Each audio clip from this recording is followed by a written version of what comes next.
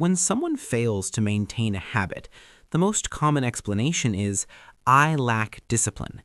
It sounds reasonable because it's concise, easy to understand, and places responsibility squarely where it seems to belong, on oneself.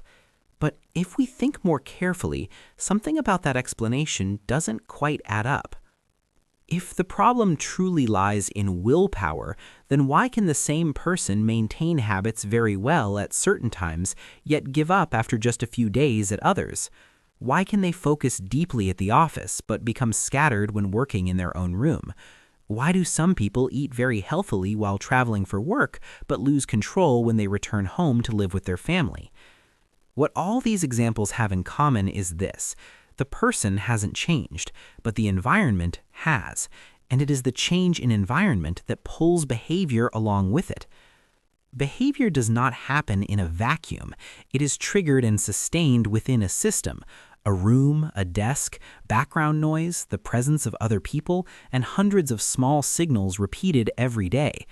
These factors are not merely a backdrop, they are part of the cause of behavior itself. Ignoring them means using the wrong unit to judge ourselves. The human brain is not designed to pursue long-term ideals. It is designed to conserve energy. It chooses what is familiar, low friction, and easy to execute. At the end of a tiring day, your brain doesn't ask whether you want to live a meaningful life. It only asks, what's easy to do right now? If your phone is next to your pillow, entertainment apps sit on your home screen while books are on a high shelf, workout shoes are buried in the trunk, and your workspace is cluttered, then the choices you make say very little about your willpower. They simply reflect the slope of the context around you. There was once an experiment in a cafeteria. When fruit was placed at eye level and cookies were pushed to the back of the counter, fruit consumption rose sharply. No one was lectured, no one was reminded about health. It happened simply because what is easier to see is easier to choose.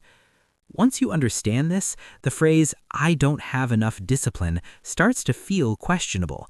You might not be wrong, but it's also possible that the book is simply too far away while temptation sits right next to you. We tend to judge people as if they were fixed entities, good or bad, lazy or diligent, persistent or quick to give up. In reality, people are more like water, and water flows according to the terrain.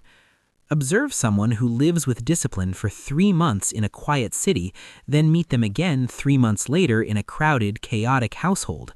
The difference will be obvious, not because they became weaker, but because they are now moving through a different terrain.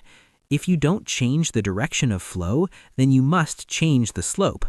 Fixing yourself sounds heroic, but it has limits. Fixing the environment, even through very small changes, is often what truly makes the difference. A clean desk invites focus more easily than one tangled with charging cables.